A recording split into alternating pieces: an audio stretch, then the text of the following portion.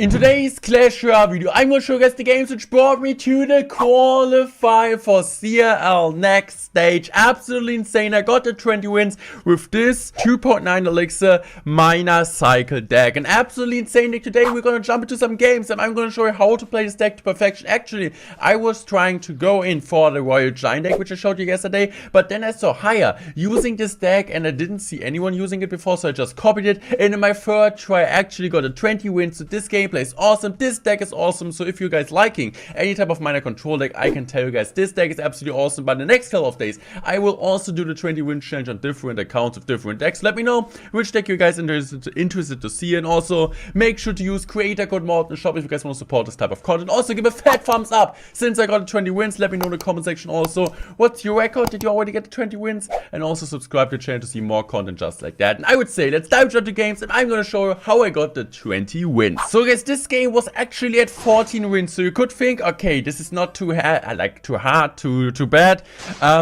But the good thing is for us, or like the bad thing is, I don't know how you want to say it, right? We were 14 and 1, so it wasn't really great since we didn't go 14 and 0, but also not too bad. So I actually used this deck 3 tries since I used it in the first one. I actually joked 2 good matchups.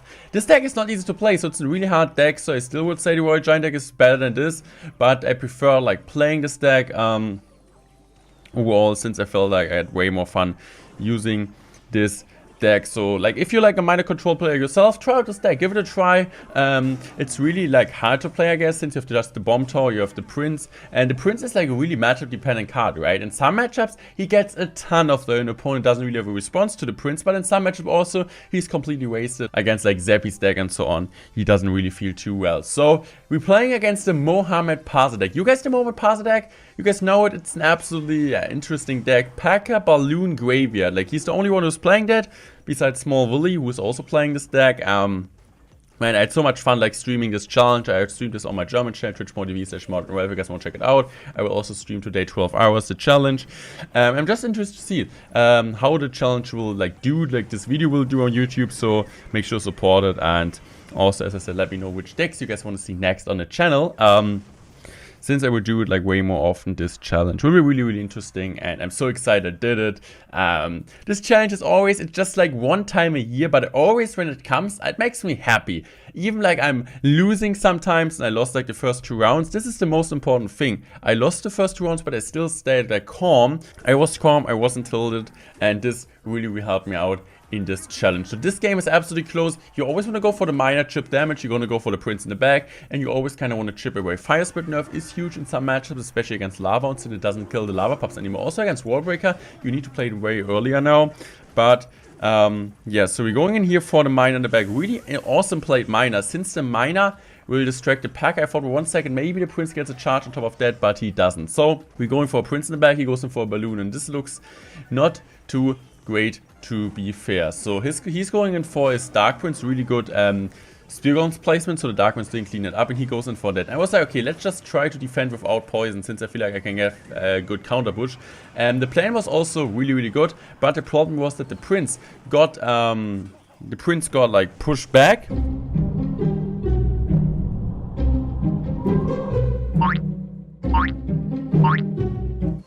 Because of the graveyard skeleton, so the prince didn't got any value on offense, didn't get any value on offense, so he could have like spent the arrows plus the nade on offense, and because of that I didn't really get any damage. If the prince would have gone on offense, same with the miner, he couldn't have really supported the graveyard push, since he's there to deal with the prince. It would have been a way better defense, and we also would have gotten way more damage, I guess, because he was so low on elixir. So the one really small interaction that the prince went back on top of the graveyard instead of counter pushing really changed a lot. So I'm just gonna go in for my Fire Spirit here. I mean, the Fire Spirit didn't really do the perfect job here, but it's still fine. And look at this, we're kind of even. Also, I had to play one more Inferno Tower, one more Bomb Tower against the balloon, so this was really unfortunate. So I'm dropping my bats here. Our opponent's just gonna tornado that. I'm going to for miner on the back. So this time I'm just playing in my lock here, since I want to cycle back to another Fire Spirit, since I knew he needs to go in for a bomber, and a bomber at least goes in front. So I think in this situation I'm doing a huge mistake. I should have just played my Spear Golems way more in the back, because now I'm going for my Spear Golems like this, and the Spear Golems, not just the Spear Golems die, also my tower gets splashed.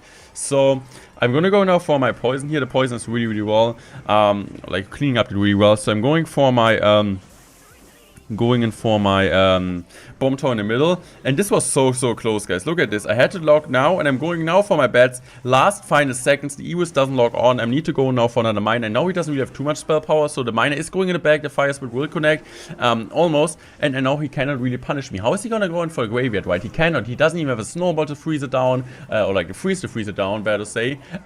So I'm going for the miner. This is also really important if your opponent has a tornado. Most likely they're going for the pre-nado on your last miner. So you always want to play it on the right tile or on the safe spot, because then your opponent is going in for the prediction nado and he misses like that. We can go for a poison. GG's, well played. Absolutely hard matchup, but it was a really important win, because otherwise we would have been 14-2 and it would have been a really bad situation. Also a game at 12 wins. I need to tell you guys that I felt like in this challenge it was like, I don't know if you guys had this experience before. I would say at like 17, 18, 19 and 20 wins, my opponents, they weren't too great. They were like okay. I mean, it's really hard to say like which trophy count they have, because most of them playing on Smurfs, but they were good players, right? But they weren't like top tier players compared to the players which I faced earlier, because at like 10, 12 wins, I think this guy was at 11 wins. He was really good. He was playing Mighty Miner Lock, but also deck, which I could like recommend to you guys, since a ton of people are using this deck. So he goes in for Ice Spirit here. Going in now for his Skeleton Seer. He goes in for a Log, so he needs to go in for another Mighty Miner here and just tank it out. And I need to tell you guys, the problem is kind of in this matchup that like the free card cycle, the Mighty Miner is just so annoying, since we have like the Fire Spirit plus Spear Gums combination, but most of the time we need to use the Spear Gums against the Mighty Miner. Mighty Miner is just annoying, and also the free card cycle make sure that he gets a really fast rocket cycle at the end. So I'm going for my Prince here. I will wait until the Prince tanks, and then hopefully going in for another miner on the tower, since I know I can be a bit more aggressive, so that's a good thing. Look at this, the Prince tanks, the miner gets a ton of chip on tower, and this is exactly what we want to do. We really want to get a ton of chip damage, as you guys can see. He goes now for my Pits Barrel here. So there was a really unfortunate Spear place. Maybe I should have played one tile lower, so the Spear would have still helped here. I also didn't want to log, so yeah. Not the optimal situation. I don't know if I do any mistakes here, but the Dark Arms at the bridge, they're quite annoying if you're like preparing to play something else and you kind of need to switch up your like your hand position. If I really want to say it like that, I think you guys understand what I mean. If you have like the hand, or like the prince, the hand on the prince, or like on Fire Spit, or example, and then your opponent is going for a Dark Golem. It's kind of, you need a really fast reaction to respond to the Dark Golem in time. So what I'm going to do right now, just going to go for Spear Golem. See, he goes in for a really good Ice Spirit. I'm not 100% sure. I'm also thinking right now, is the Ice Spirit better in this deck or Fire Spirit? I mean, I really like Ice Spirit, but the Fire Spirit still might be pretty broken. So what I'm going to do is just going to go for Prince. Fire Spirit is coming down, flawless defense. I'm fine so far. So most likely I'm going to play Poison here and Miner, but I think directly into Mighty Miner, and this basically means that he gets a free rocket on my tower, I guess. So first I need to go in for Spear Guns, perfect Spear Guns once again. I think he should have cycled way earlier the rockets, and I think this is exactly what he's going to do right now. He's going in for his barrel first. I'm going to go for my log here, and yeah, so I think he's going for cycle rocket, I don't know. He goes now for his Dark Golem. This time we don't, we still get a catch, okay? So this time I'm being really aggressive with my poison. So he didn't get a catch this time, but we still defended pretty well. Spear Golems like this, we still take some damage, but it's also +1 elixir trade. So you should think the game is over, but it's not over yet, since he can apply so much pressure. So I need to go in for a log here. And I think, I don't know if like the game gets even like closer, but he goes in for a pretty well Dark Golem. The Dark Golem really like puts me in a bad spot, since he can now go in for a barrel here. And look at the Prince, what the Prince is doing. So he goes in for a cannon here. The cannon is doing a really good job. And the miner gets some more chip damage, which is great, but I think he played it pretty well. The matchup is not as easy as it looks, but I think in this game we played way better than I played in games before.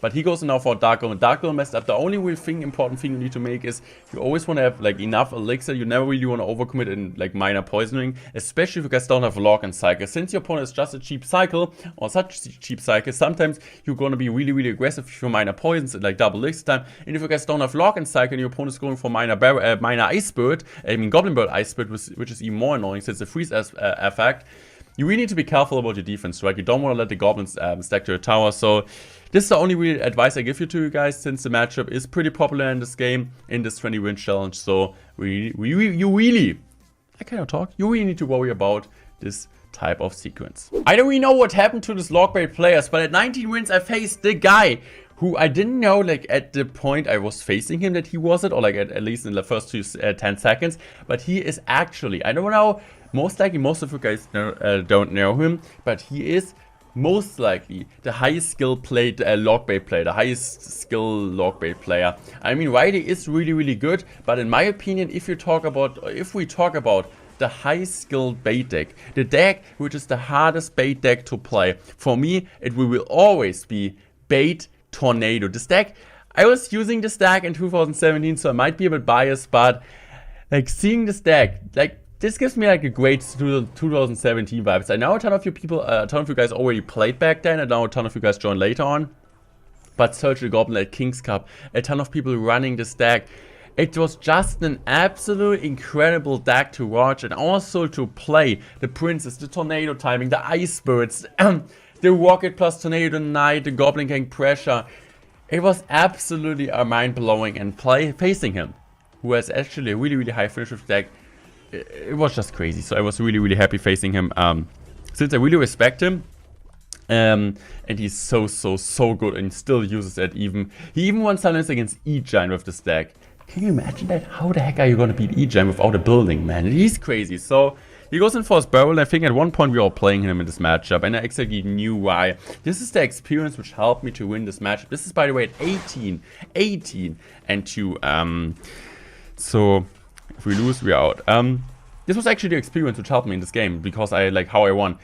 This is really important, since sometimes you exactly know what your opponent is doing. You always want to be in the opponent's head. You want to know what the best plays from the opponent. So I'm going to be aggressive here. And as you guys can see, this is an okay play. So he goes in for his Princess and Goblin Gang.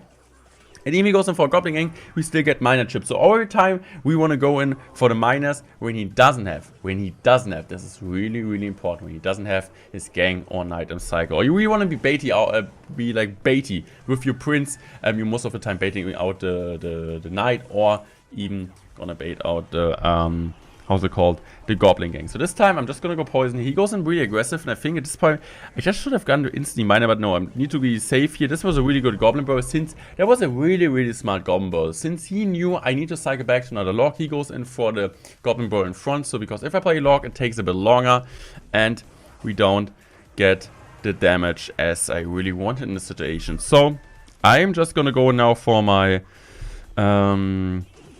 minor here, and he just drops it at night. So most like this is time when he goes in for a rocket. I don't really exactly know if it is this time, but yeah, he looks like he's gonna go for the rocket, and this is exactly what I'm doing. So I'm gonna go now. This is how you need to punish that. Going for bats here, Fire Spirit there, and he's gonna expect me to go on the right side with the Prince. No, I'm gonna go for the left on the Prince, going for the minor on the right, for the minor on the right to tank for the 2 bats. And look at this, he doesn't have enough elixirs, and this is how we got him. This is how we won the game. Absolutely mind-blowing, absolutely great game. Man, this is how you need to play against the best player, best players in the world. So guys, I thought the last game which I'm going to show you today is a really, really dirty one. Since I feel like a ton of random decks, a ton of decks which nobody likes to play against, I was like, which deck should I show you guys? Should I show you like another drill deck, which is pretty boring? Should I show you the 19 win game, or like the last final 20 win game, which was also bait? No, we had already 2 bait games, so I was like, okay, what about Eagle? You might face Eagle with this deck, and you might be wondering how the heck do you defend this, especially if your opponent is mirror and just mirror up your healer. This is how you see like how you win against it. So these are the small plays you need to make. So the opponent played the E-Golem in front of the E-Drag and in front of the Vet Healer. We want to go in for the log to knock back the E-Golem to get the E-Drag in front, and now we're gonna poisoning that, so we get a ton of value out of that. So Fire Spirit's coming down, we're going for the Spear Golem's high. Hey, we're going for the bad side, cleaning it up, going now for the Spear Golem side, and there was an absolutely incredible defense. I cannot complain. The only problem is that we don't get a elixir advantage out of that. We are still even against them, so not bad, but also we're not like game-changing for us, or not for game-changing for him also. So I think this situation, I'm going for my Prince in the back. I just want to see what he's doing, and he goes in for his Eagle in the back. Okay, and I basically know, okay, he won't defend this, right? He won't defend this, he will just let it go, and he goes in for his Night Witch. So setting up my bomb tower, and this is picture perfect defense. Take your notes, take your notebook out, and do just like that. So we're going for a bomb tower here. Now we're going in for the poison spell, and you really want to make sure you don't really want to play anything in the poison spell. No fire split, nothing. We want to log it first to kill the Night Witch, and then you can play your tubes. So we're going for Kite this here. I'm going to go play my bats on the right. I'm going to play my Spearmans on the left. And now I'm just going to go in for Prince immediately at the bridge. Why I'm doing this? Since he doesn't have any elixir. I knew his arrows were coming down at 3. The Prince is connecting, and it's basically over from now. So you want to go for the Prince in the back. Most likely going to ignore it. And then it's all about this one defense which you need to survive. And then he's most likely overcommitting. And then it's basically over, as you guys can see. So he's going to build up a bigger Eagle and push now. But we got the defense. We got the defense. We got what we need. So the bomb tower is coming down. I'm just going to go for my bats here really, really high to get the elixir early. And I think actually in this matchup, the elixir golem change is really helping us since we get the elixir earlier and we don't really care about the HP buff. So he's going to get my tower, I guess, but look at this, we can just go in for our bats here. I'm going for my log, but he doesn't even get tower. Look at this, I'm going for Fire Spit behind Electro Dragon, and this is how you need to beat Eagle. This deck is absolutely insane. It's way, way harder to play than I showed, like the other decks which I showed you in my top 5 deck video, and also in the best deck video for the 20 win change. So make sure to check them also out from yesterday and 2 days ago. They will be both linked in the description. Also make sure to check out Create a Good Mod in the shop. I would really appreciate it. Make sure to subscribe. Make sure to have a fantastic day. This is always important. I wish you a ton of good luck in the 20 win challenge, and thank you so much for all your support.